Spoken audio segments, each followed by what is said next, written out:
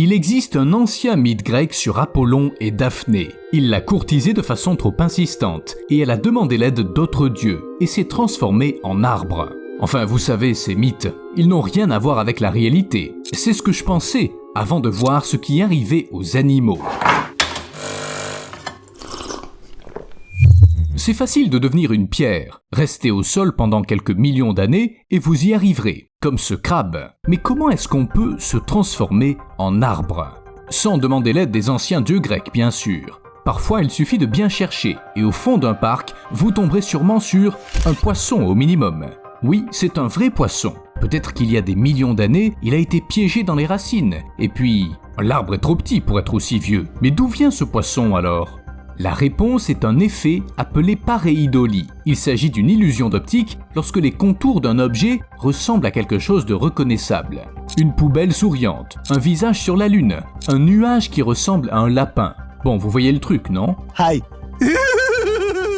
Mais la pareidolie n'explique pas comment un animal peut se transformer en arbre. Enfin, littéralement quoi. Pourtant, la réponse existe bel et bien, et vous la trouverez au XIIIe siècle. À l'époque, une source perse parlait d'un lapin avec une corne, comme celle des licornes. Plus tard, les lapins à cornes sont apparus dans le folklore européen, puis on a même commencé à les dessiner dans les manuels de sciences naturelles de l'époque. Imaginez que votre manuel scolaire consacre un chapitre entier à de telles créatures. I thought those things were fake. Ree-roo. Hey! Mais à la fin du XVIIIe siècle, les scientifiques ont mis de côté l'idée que les lièvres à cornes constituent une espèce biologique à part. Mais les animaux ne sont pas partis. Il est fort probable que tous les lièvres à cornes n'aient pas eu de véritables cornes. Sur certains, il y avait tellement de branches qui poussaient qu'ils auraient pu faire partie du bosquet d'à côté. Pourquoi? Jetez un coup d'œil à ce lapin repéré dans les temps modernes.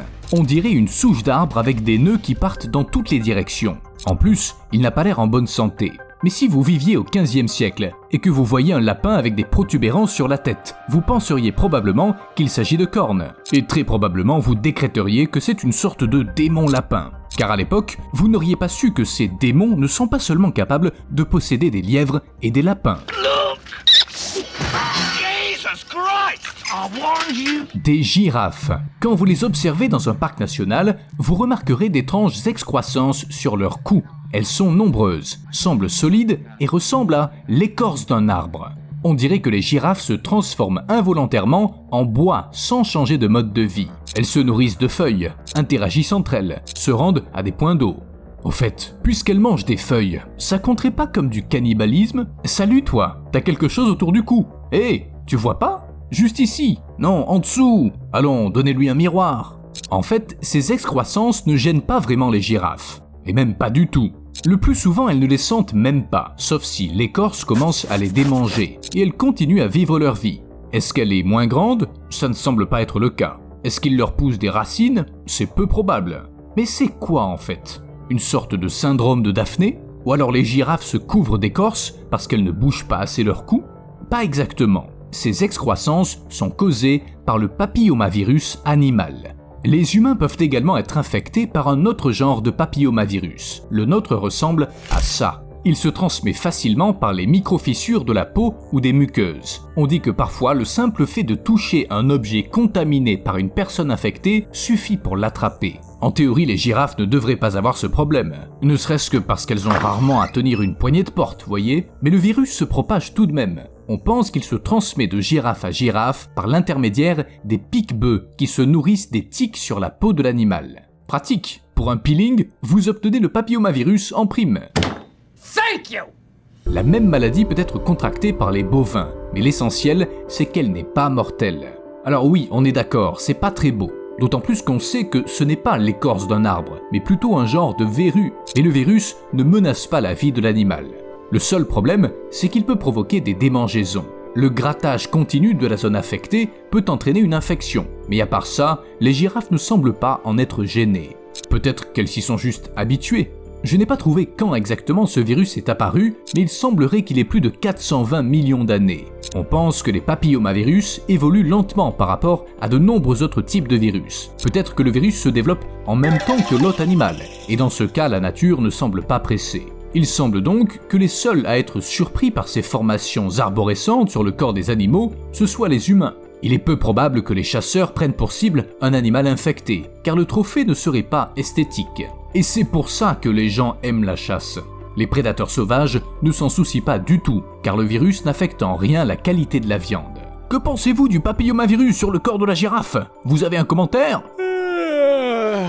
Et si vous pensez que ces cas d'excroissance sont extrêmement rares et ne se rencontrent qu'en Afrique, la photo de ce cerf a été prise dans le Minnesota. Oui, il est infecté par le même virus. Il va bien, peut-être que les excroissances lui gênent un peu la vue, mais l'animal ne souffre pas terriblement. En plus, avec le temps, les grosses verrues peuvent tout simplement tomber. Attendez, mais si ces trucs sur le cou de la girafe ne la transforment pas en arbre mouvant, ça veut dire que les animaux ne sont pas du tout capables d'une telle transformation. Ouais, allez dire ça aux tortues, dont la carapace développe parfois une couche de mousse plus épaisse que certains arbres. Sur les tortues, bien sûr, aucune branche ne va pousser. Plutôt une bonne nouvelle, ce serait pas pratique pour nager. Et franchement, la mousse, c'est pas bon pour les tortues. Après tout, c'est pas comme les paresseux dont la fourrure laisse pousser des algues pour le camouflage. Un homme aussi peut se transformer en arbre. Vous avez probablement entendu parler de ces pauvres types dont le corps est couvert d'excroissances étranges qui ressemblent à de l'écorce. La maladie s'appelle l'épidermodysplasie viruciforme. Et ça m'a surpris. Elle est également liée au papillomavirus. Very interesting findings. This is really a unique case. Quand j'ai appris ça, j'étais même fâché. Une transformation en arbre, c'est tellement incroyable. Et maintenant, on découvre que c'est causé par un virus. Et qu'il n'existe pas de véritable métamorphose. Enfin, sauf pour la mousse et les algues sur les animaux. Mais ensuite, je me suis dit, et si personne ne pouvait se transformer en arbre? Parce qu'on est tous déjà un peu arbres.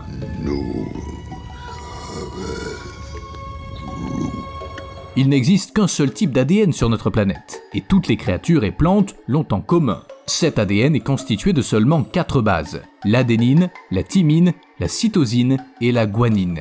Les bases codent les acides aminés qui forment les protéines. Je ne vais pas rentrer dans des détails sophistiqués. L'essentiel, c'est que grâce à ces 4 bases, nous sommes tous très semblables génétiquement parlant. Les animaux et les plantes ont de nombreux gènes similaires. Si vous imprimez le code génétique humain, vous obtiendrez environ 262 000 pages. Parmi toutes ces pages, seules 500 environ seront uniques. Maintenant, dites-vous la chose suivante. Il existe une grande similitude génétique entre vous et l'arbre qui pousse à côté de votre maison.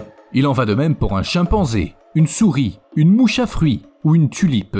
Le degré de similitude, bien sûr, est différent et personne ne va confondre un palmier avec votre grand-mère. Mais les humains et les bananes, par exemple, ont 60% de leur ADN en commun. Vous avez déjà ressenti autant de proximité avec une banane? Mais si ce chiffre ne vous convient pas et que vous êtes, disons, une girafe qui a toujours rêvé d'être un baobab, il vous faut un autre plan. D'abord, vous devez vivre une longue et heureuse vie de girafe. Pas moyen de faire autrement. Ensuite, vous trouvez un endroit où poussent des baobabs. Enfin, vous attendez assez longtemps. Bon, vous saisissez. Le moment venu, les arbres commenceront à absorber les nutriments du corps de l'animal. Et, oui, dans un sens, à les intégrer en eux. Les biologistes ne seront probablement pas d'accord avec moi, mais en pratique, et avec le temps, la girafe fera effectivement partie du baobab. Une toute petite partie, mais une partie quand même. Bon, un autre exemple. Prenez un écureuil. Vous avez certainement entendu parler des histoires d'écureuils qui enfouissent des noix, oublient où ils les ont enfouies exactement, et c'est comme ça que des forêts entières se mettent à pousser. Qu'est-ce qu'on ferait sans eux? Mais il y a autre chose qui m'intéresse. Imaginons que l'écureuil a avalé une sorte de graine, qu'elle n'a pas été digérée à temps, et que pour une raison ou une autre, l'écureuil est mort. C'est dommage pour l'écureuil, mais la graine à l'intérieur n'est pas morte. Elle commence à pousser, absorbant tous les éléments nécessaires à partir du corps de l'écureuil, et devient un arbre. Du coup, l'écureuil a été réincarné en arbre. Waouh! C'est encore plus cool qu'une chenille qui se transforme en papillon. Tu dis que t'as des ailes? Ah, moi je suis un chêne maintenant. À plus!